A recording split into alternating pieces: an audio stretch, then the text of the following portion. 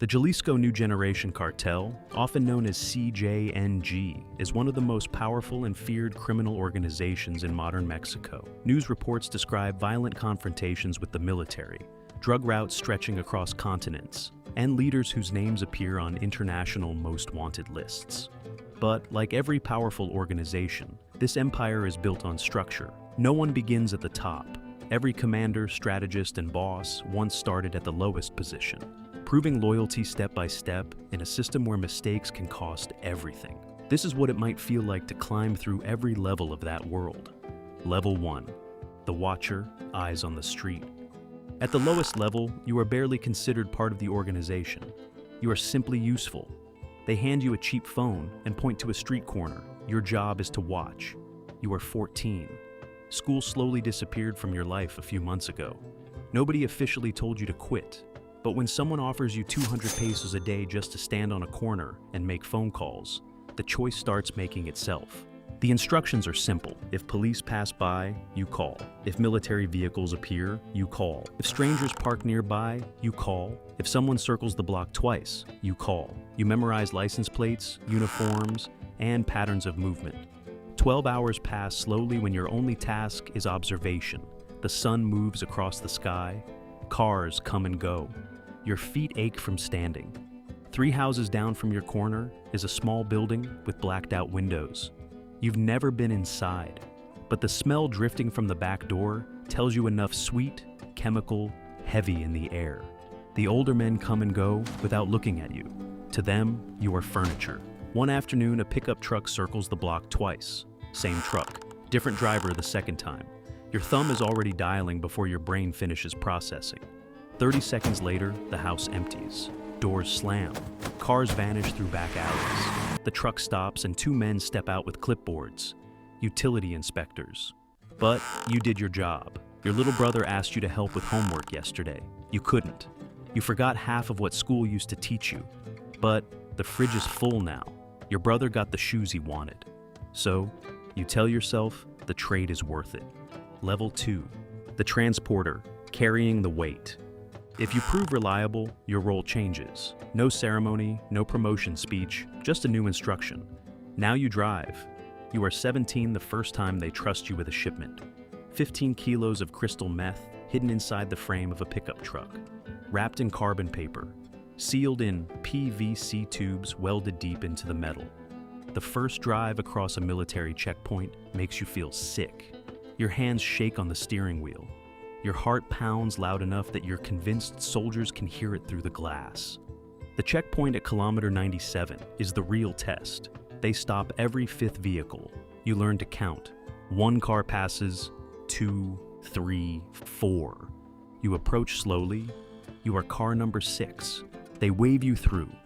By your 40th run, the fear feels different. Still there, but quieter, controlled. You know the route from Guadalajara to Zacatecas like a routine now.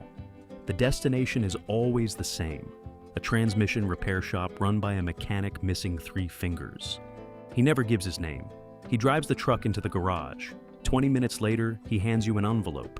Your cut is inside. 30,000 pesos saved so far. You hide the money inside a hollow Bible at your grandmother's house. She believes you work deliveries for a phone company. She wants to believe it. On the drive back, you pass a prison where your cousin is serving 20 years for this exact job. Before he went inside, he told you something. Stop while you can. You think about that sometimes, but then you feel the envelope in your pocket and keep driving. Level 3, the enforcer, becoming the threat. Up until now, you carried risk. Now, you are the risk. They don't call you a sicario like in movies. Inside the organization, the term is simpler. Enforcer, problem solver. And the problems are always people. You are 19. The first few assignments had explanations. Traitors, thieves, informants. Now the instructions arrive as encrypted messages. A photo, a location, a time, nothing else. Last week it was a state prosecutor investigating cartel laboratories. You waited outside his gym at 6 in the morning. He walked out wearing running clothes, earbuds in, unaware. You approached like someone asking for directions. 2 shots to the chest, 1 to the head. You were on the motorcycle before anyone screamed. The news called it another targeted assassination. They talked about cycles of violence, political instability, drug wars. You changed the channel and cleaned your gun. Your mother lives in a gated community now. She tells neighbors you work in import-export. Tonight's assignment is different. The photo shows a skinny 16-year-old watching one of your safe houses, taking notes, reporting to a rival cartel. You stare at the image and realize you feel nothing. That's how you know you're good at this. Level 4, Territory Commander, holding the plaza. Promotion doesn't bring peace, it brings responsibility. You now control territory 23 square kilometers of Guadalajara. Everything inside it runs through you. Every gram sold, every business paying protection, every illegal operation moving through the streets. 40 people report to you. Watchers, transporters, enforcers. You are the system connecting them. The local police commander receives 30,000 pesos each month, always on time. In exchange, patrol cars avoid your streets between 10 at night and 6 in the morning, the hours your product moves. A restaurant owner is 2 weeks late paying protection money, 3,000 pesos. Not a large debt, but rules cannot bend. You send 2 enforcers. They don't touch him. They don't threaten him. They simply stand in the restaurant until he finds the money. He finds it. Fear maintains itself.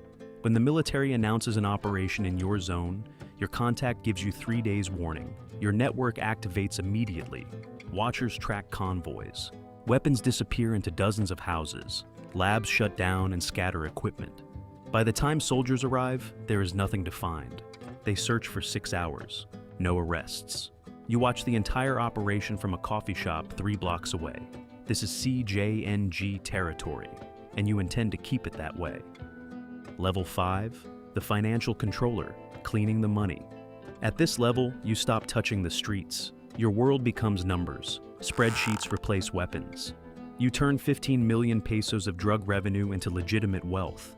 Restaurant chains, construction companies, luxury resorts along the coast, all funded by crystal meth. Your office overlooks the ocean. Bankers meet you regularly. They know what you are, but the money is too large to question. Shell companies operate through Panama. Cryptocurrency moves assets instantly across borders. Offshore trusts purchase property in different countries. You build a financial maze so complex that investigators would need warrants in half a dozen nations just to follow one transaction. One day the US Treasury flags one of your companies. Your contact warns you before the investigation becomes public. Within 48 hours, you dissolve the corporation, move funds through 3 countries, and open new entities under different names. When authorities finally obtain warrants, they find empty offices and disconnected phones. The money has already moved. Your bosses don't understand the complexity of what you do. They only know one thing: the money never stops flowing, and that makes you extremely valuable, but also extremely replaceable. Level 6, Regional Commander, managing the empire. Now you oversee entire states. Jalisco, Colima, Michoacan. Dozens of territory commanders report to you every week. Production facilities hide deep in mountain ranges. Distribution networks stretch from Tijuana to Cancun. You are no longer managing crime, you are managing infrastructure. One day a shipment disappears, 4 tons of crystal meth. Street value, 50 million pesos, gone. You gather every territory commander in the region. No accusations, no shouting, just questions. One man sweats more than the others. You give them 48 hours to resolve the problem. 2 days later, that commander is found hanging from a highway overpass. A banner next to the body explains the message clearly. This is what happens to thieves. Most of the shipment is recovered shortly after. Your phone rings. Private number, someone from the inner circle of the cartel leader. They request a meeting in Tapalpa. Meetings at that level mean only 2 possibilities: promotion or death. Level 7, Strategic Lieutenant, power without freedom.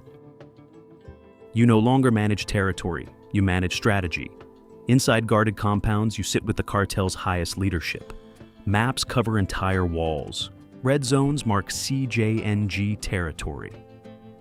Blue zones belong to rival organizations. Black areas show disputed ground. You debate war strategies, alliances, and assassinations. The US government knows your name now. Intelligence agencies have files hundreds of pages long about your activities. There is a reward for your capture. You haven't walked outside without armed guards in 5 years. Your compound has walls like a military base. Anti-aircraft weapons sit on the roof because CJNG doesn't simply hide from governments, it fights them. You helped plan attacks on federal forces, operations involving rifles, grenades, even drones carrying explosives. Today the room debates a major decision. A rival cartel is pushing into Zacatecas.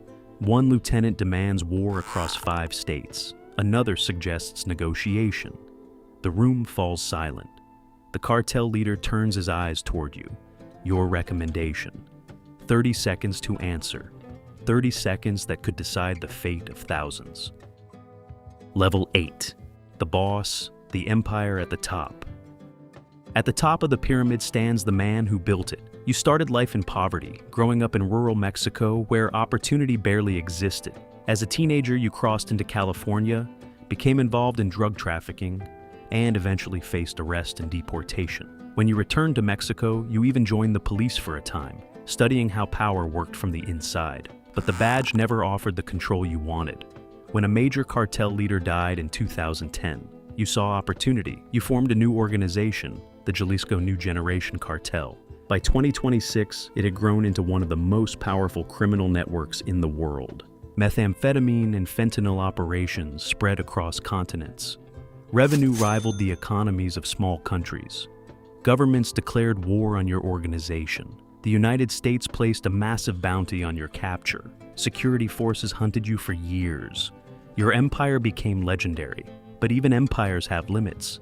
One morning, helicopters appear over your compound. Military vehicles surround the roads. Gunfire erupts as security teams engage incoming forces. You grab your rifle.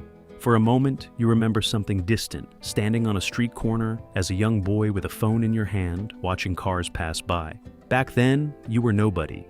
Now, you are one of the most wanted men in the world. But every empire ends eventually, and today might be the day yours does.